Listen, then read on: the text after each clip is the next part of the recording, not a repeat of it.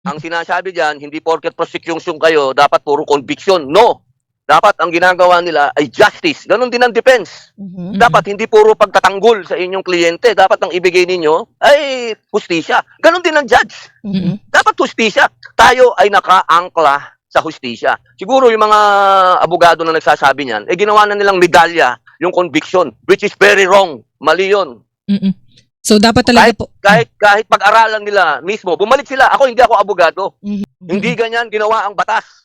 Hindi ganyan ginawa ang hustisya. Hindi ka nilagay diyan para idiin ng tao. Ilagay ka diyan para magbigay ng hustisya. Mali yan. So malinaw. Dapat yan mag-aral uli. Kailangan yung mga prosecution, basahin nila kung ano yung sinumpaan nilang tungkulin. Sila ay Minister of Justice. My God. Enzo Recto, kalaban ang katiwalian at kasinungalingan, kakampi sa katotohanan at kabutihan. Grabe ito mga kabunyok.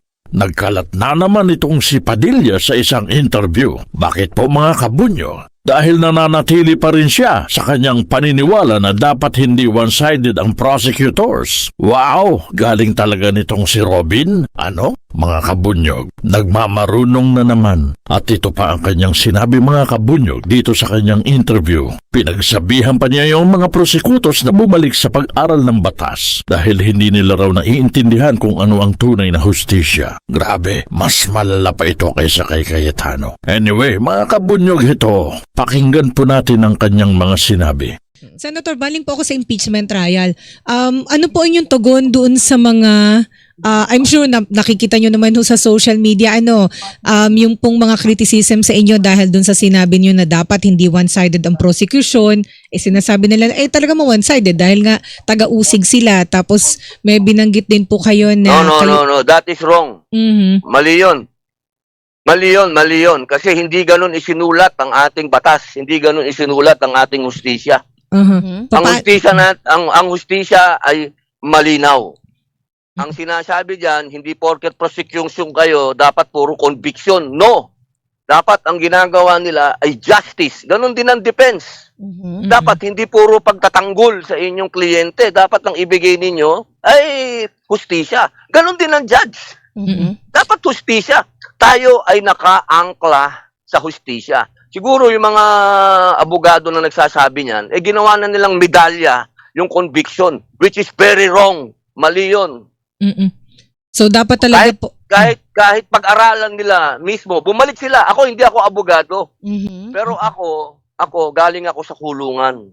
Okay, nakita ko ang mga maling ginawa ng mga prosecutor. Napakaraming nakakulong sa bilibid na walang kasalanan. Ang pagkukulang lang nila, idiniin sila ng mga piskal.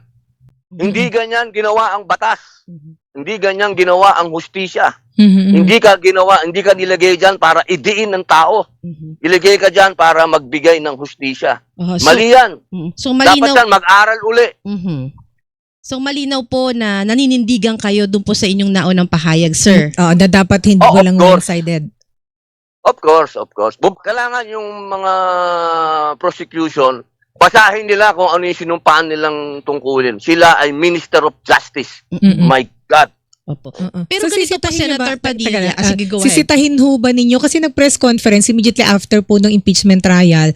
Sabi naman nila, di ba nag-press conference Senator sila? Judges po ay dapat neutral sa sitwasyon. Yeah. At yung pong pagiging one-sided ng prosecution ay parang given daw nila given na po yun. Normal na po yun. Dahil nga po, ang kanilang papel nila yan yung papel nila, correct?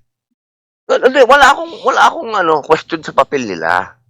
Pero babalik tayo doon sa ikaw ay itinalaga dyan, hindi para sa conviction.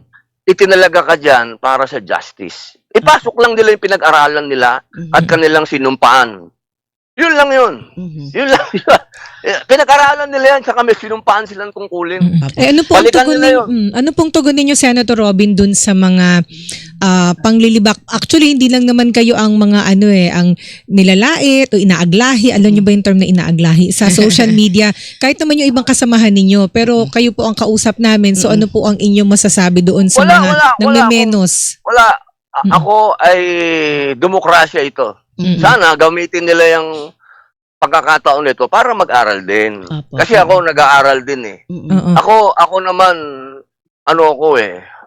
lahat ng sinasabi ko doon, iisa lang ang linya ko. Nung sinabi kong buksan natin ang ating mga bank records, ibig sabihin nun, huwag tayong one-sided. Mm. Sino? Si Vice President lang ang magbubukas? Yun lang yun. Wala akong binago sa statement ko.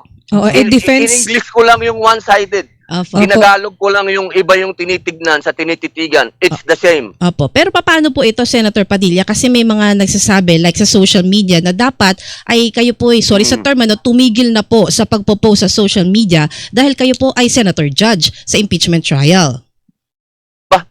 Bakit naman ako matutigil? Karapatan ko yun. Mhm. Ganyan na ba talaga ang ating hindi na pantay-pantay. Hanggat hindi ko pinag-uusapan yung kaso, hindi na ako lumalabag sa subjudice, Mhm. okay lang yun. It's my right. Mhm. So itutuloy nyo po kung ano man po yung saloobin nyo patungkol po dito sa nagpapatuloy na paglilitis. Basta't hindi kayo lumalabag sa subjudice. Tama po? Oo, basta wala tayong nilalabag sa subjudice. Laban lang tayo. Opo. Laban tayo para sa hustisya. Laban tayo. Mhm. Laban tayo para mabigyan natin ng edukasyon din yung ating mga kababayan at gisingin natin yung mga nasa ulap at ang gusto ng kasikatan at magpahamak ng ibang tao.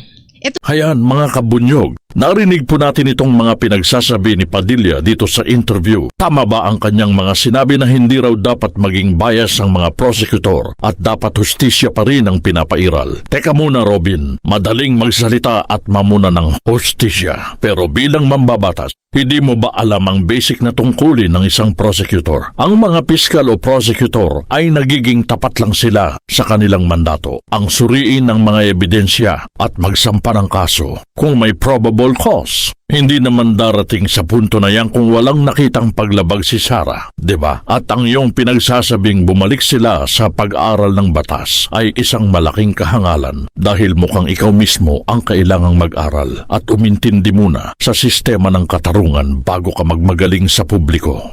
Mga kabunyog, kayo na po ang humusga sa mga walang kwentang sinabi nitong si Padilla na nagmamarunong na pa naman sa mga eksperto. At dito po nagtatapos ang ating topic. Mabuhay po tayo, mga kabunyog. Bunyog, bunyog, halikan na kasama ka. Bunyog, kapag buklod ay may pag-asa. Luzon, Visayas, Mindanao, isa ang pananaw. Sa bagong Pilipinas ang bunyog isisigaw. Bunyog, bunyog, bunyog.